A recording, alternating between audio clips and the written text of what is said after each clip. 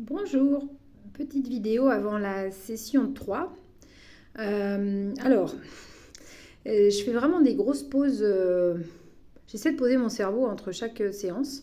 Et en même temps, ce que je trouve très difficile, c'est que c'est là tout le temps.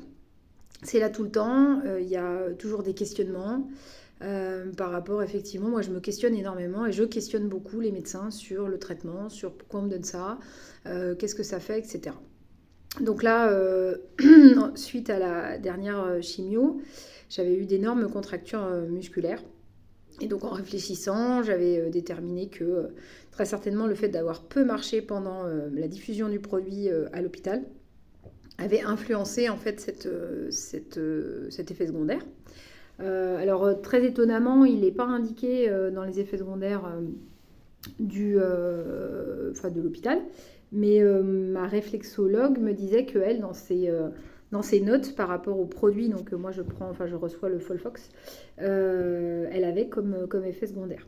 Donc j'ai pas eu de derrière, ça s'est vraiment atténué. J'ai la chance qu'une amie est venue me pratiquer la technique EMET. Donc c'est une technique sur les fascias qui est très douce. Et ça m'a vraiment aidé à débloquer plus rapidement, je pense, le mollet droit.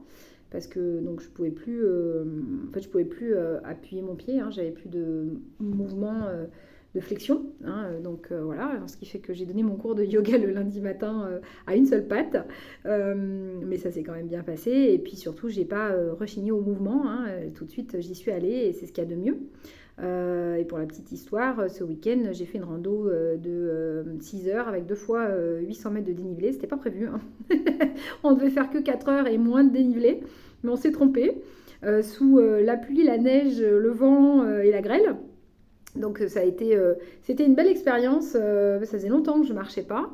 Moi j'ai remarqué alors ça c'est très personnel, j'avais déjà remarqué avant hein, mon traitement que mon cardio manque un petit peu voilà, de peps, hein, même si j'ai une très bonne récupération, et mon cœur monte en pulsation très très vite. Mais je le récupère quasiment de façon immédiate. Par contre, j'ai tiré la langue pas mal de fois. Mais en revanche, les jambes, pas de soucis, et le mental surtout. Et plusieurs fois, je me suis vraiment, parce qu'il y a eu des moments, c'était dur, hein, ça montait comme ça. 800 mètres de dénivelé sur un nombre de kilomètres très court, hein, ce qui fait que ça montait, je sais pas, au moins du 25%, j'en sais rien, j'y connais pas en pourcentage, mais c'était dur. Et c'est vrai que je me suis dit, bah, de toute façon, c'est le mental, quoi. C'est que dans la tête. Et effectivement, c'est que dans la tête. Et tout le reste, c'est que dans la tête. Donc, c'est pas essayer de fuir en se disant j'ignore ce qui m'arrive et voilà, je me dis que tout va bien se passer. Je pense que au contraire, cette deuxième expérience de chimio qui a été dure physiquement m'a ramené au fait que bah oui, j'espérais passer, on va dire, un peu entre les gouttes des effets secondaires. Et ben non, je suis comme tout le monde. Voilà, de la même façon que je me suis rendu compte hier que bah, d'un coup j'avais une perte de cheveux qui était quand même beaucoup plus conséquente que d'habitude. Alors tout le monde essaie de me rassurer en me disant que c'est la période, c'est l'automne, les arbres perdent leurs feuilles et nous on perd nos cheveux. Bon, je pense quand même qu'il n'y a pas que ça. Donc bah, du coup, bah, je rentre en action en fait, hein. Alors je dis pas que je réagis parce que j'aime pas ce mot, parce que réagir, ça veut dire agir deux fois. J'essaye d'agir par rapport à ce que je vis. Donc bah, j'ai pris contact avec ma coiffeuse. Je fais de la coupe énergétique depuis des années parce que je trouve que voilà, moi j'ai très peu de cheveux déjà à la base. Ils sont très très fins et quand je vais chez le coiffeur, c'est une catastrophe. Alors qu'avec la coupe énergétique, bah, je trouve que mes cheveux sont mieux. Et donc ça a été tout naturellement que je me suis tournée vers elle. Voilà, et pour les couper plus courts, pour justement éviter bah, d'avoir ce sentiment de trop grosse perte, quoi. Puis après, on verra au fil du temps si ça se calme. J'ai rendez-vous avec ma nouvelle naturo demain. Je vous donnerai des infos par rapport à ce qu'elle me dit. Mais déjà, je pense que c'est nécessaire. Je manque de compléments en vitamine D, en oméga 3. Voilà, je suis intimement persuadée qu'il manque des choses. Donc voilà, mais comme je ne veux pas jouer au truc toute seule, et ben je vais et je vous dirai ce qui m'est dit. J'ai regardé un petit peu les vidéos qu'on m'a conseillées, là, je vous l'avais déjà dit. Il y a des trucs très intéressants, hein. Alors la seule chose, c'est que on parle beaucoup de produits post ou anté-traitement, mais pas pendant le traitement. Et comme tous les traitements contre le cancer ne sont pas les mêmes, j'invite vraiment tous les gens à ne pas prendre ces produits-là.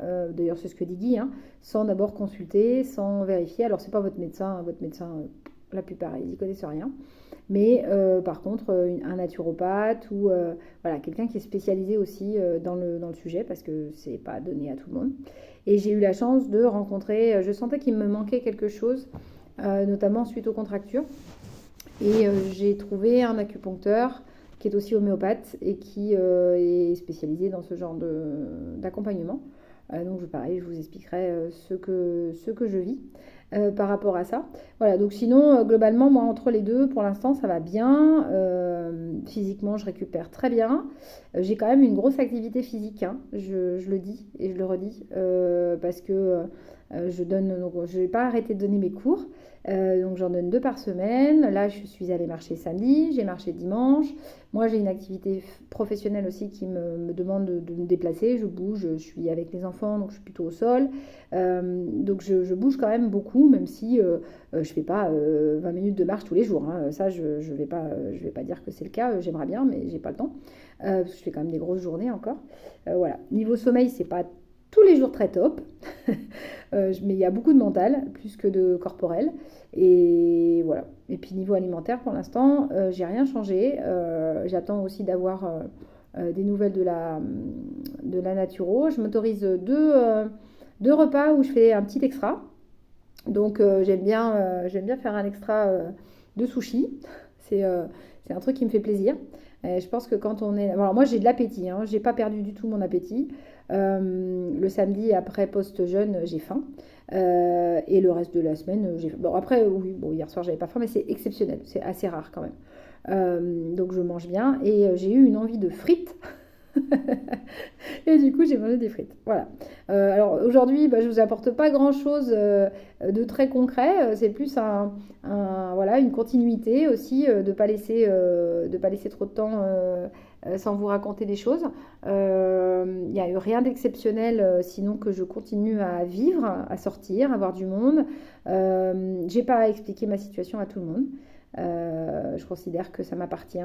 Il y a des gens qui le savent et qui le savent parce que quelqu'un a eu, j'allais dire, la désobligeance, mais je vais dire le non-respect, c'est de l'irrespect, de leur dire sans mon accord. Et en fait, si je choisis de ne pas leur dire, c'est que j'ai peut-être une raison. Voilà, je crois qu'on est déjà tellement dépossédé de choses quand on est dans ce milieu-là, dans ce milieu médical. On a encore le droit de posséder l'autorisation de dire ou pas dire ce qu'on vit. Donc voilà, donc je vous invite aussi à dire aux gens, c'est pas la peine d'en parler autour de toi, je te l'ai dit à toi, mais c'est pas la peine de le raconter. Ils peuvent expliquer que s'ils ont besoin, hein, je l'avais déjà dit dans une vidéo déjà, mais voilà, s'ils ont besoin d'en parler, ils peuvent, mais sans vous nommer. Parce que du coup, ça rend la relation compliquée avec cette personne. Je sais qu'elle sait. Je soupçonne de savoir qui lui a dit. Et comme je ne lui en parle pas, elle est bien embêtée. Parce qu'elle aimerait bien peut-être me dire quelque chose et elle peut pas. Donc en plus, ça met la relation... voilà, parce que je ne souhaite pas en fait aborder le sujet avec cette personne. Et ça me regarde, voilà, enfin, ça me touche quoi, que du coup, je mets de la distance avec cette personne parce que j'ai pas envie de me retrouver dans cette situation.